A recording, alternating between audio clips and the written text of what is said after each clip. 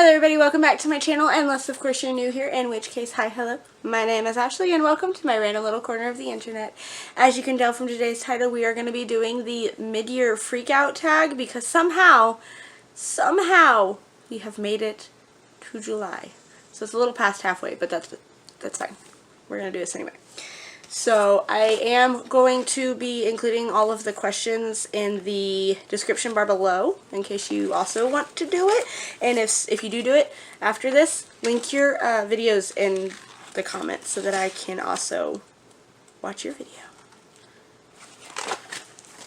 But alright, so we're just going to get into it. So question number 1 is, what is my favorite book been of 2020? And that is really a hard one because it's definitely a tie between two of them. The first one being Strange the Dreamer by Laini Taylor. This book is so beautifully written. Everything that Laini Taylor writes is beautiful, but dropping cameras.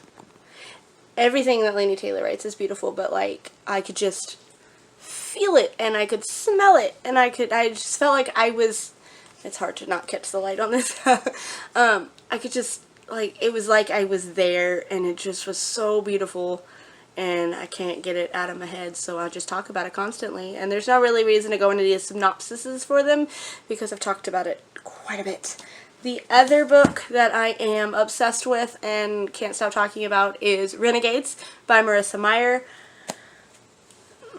I've talked about it so much, and literally everything, and every time someone asks me what my favorite book is or has been this year, it's Renegades. The Renegades trilogy as a whole is just absolutely wonderful.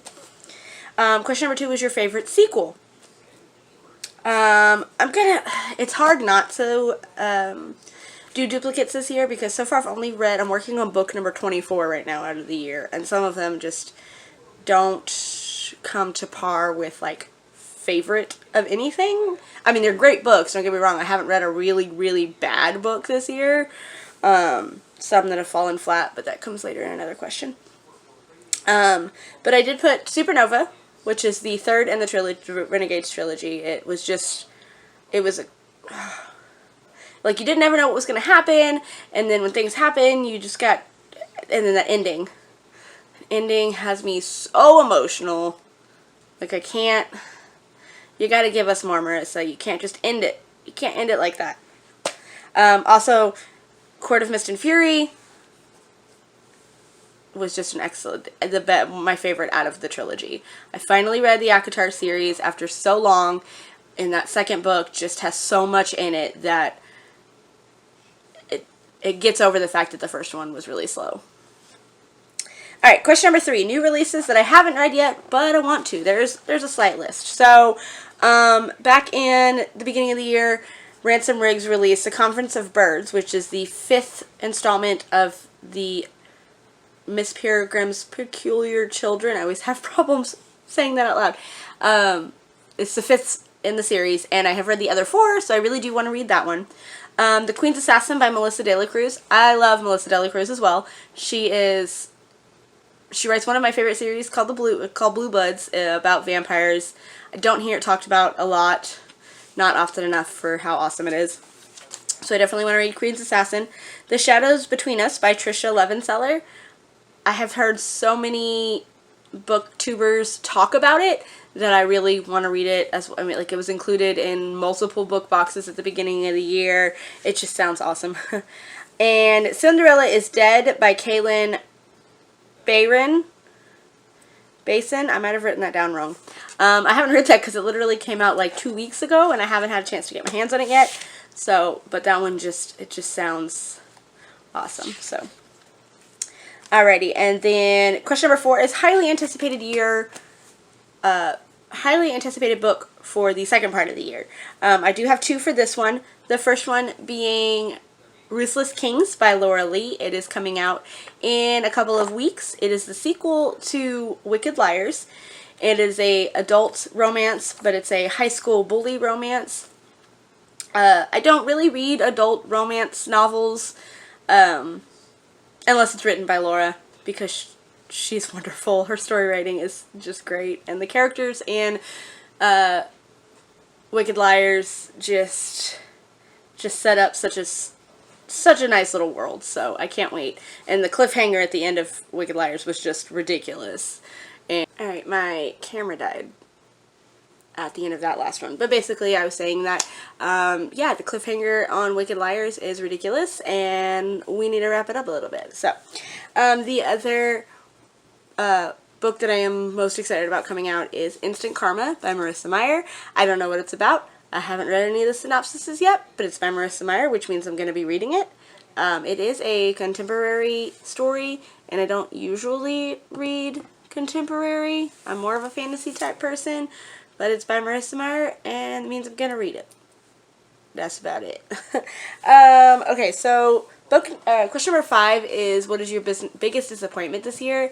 And I really hate to say that it's Lost in a Book by Jennifer Donnelly. This book was supposed to be it is a story taking place in Disney's Beauty and the Beast story.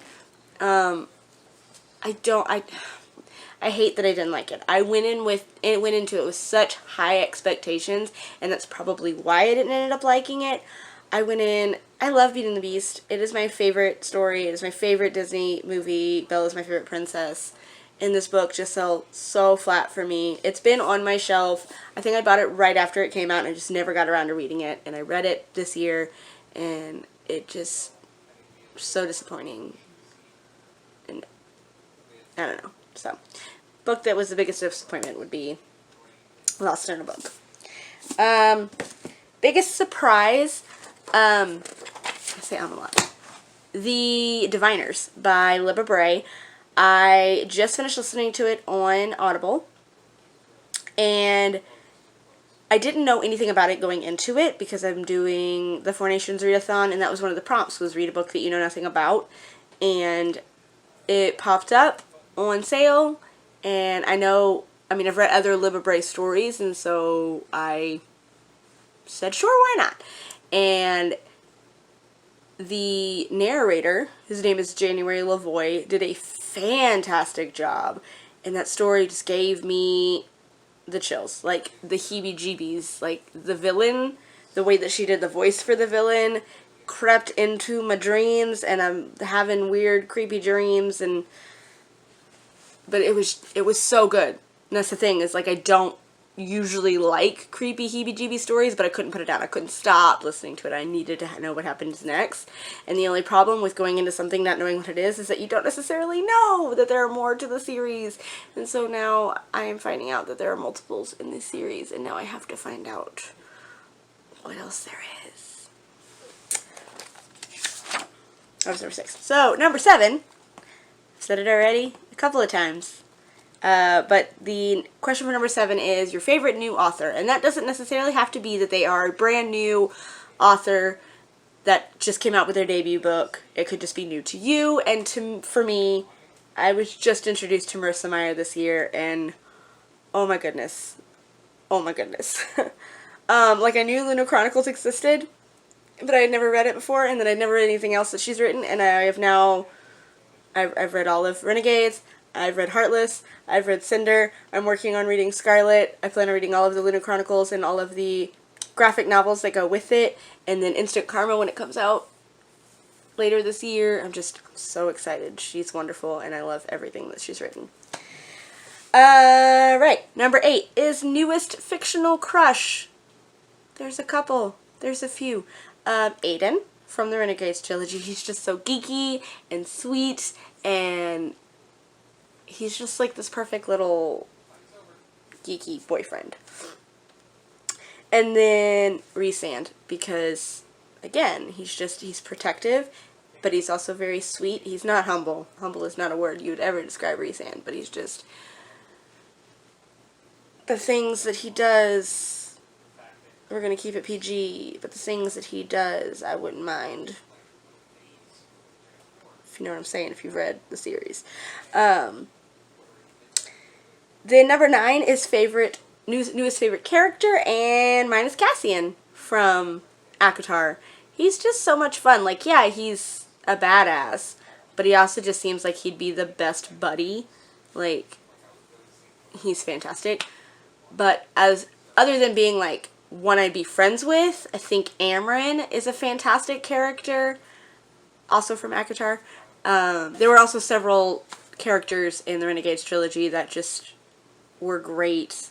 You know, none of them were my favorite because I'm gonna leave that title to Cassian. Cassian is my favorite. So, question number 9. Nope, that was 9. Question number 10 is a book that made you cry.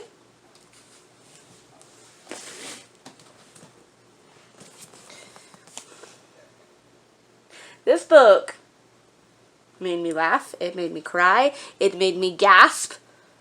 My emotions were on a roller coaster reading this book. And that, I mean, I love that. I love it when a book just makes you feel all of the emotions. This book was fantastic. And I cried. I cried real tears. I sobbed. It's so good. So good. I don't know why it took me so long to read the series. It is fantastic. A book that made you happy. I would not say any book like made me happy while I was reading it. Fangirl by Rainbow Rowell. You know, it was cute. It was fun. It wasn't didn't give you too many feels. So I guess it was a happy read. But the one I actually put on this list is Muse of Nightmare by Laini Taylor because I love the way that it wrapped up. It had, if anything, it had more of a happy ending than any of the other books that I read. Because at the end, it actually gave us an ending that it gave us closure on our characters, but at the same time left it open, you know, just left that little backside door open. That if we wanted to revisit these characters later, we could. If she really wanted to. I'm saying you should do it. But anyway. That she left that door open just enough that if she wanted to revisit the characters, we could. But it was closure enough that we aren't freaking out. Like some people. Marissa Meyer. The end of Supernova. Number 12. The most beautiful book that you have purchased or been given. I purchased the Caraval series. And look at just the shiny up against the matte black, that soft matte on the book. But really all 3 of the books. So we got Caraval here, we got Legendary, some more shinies, and Finale.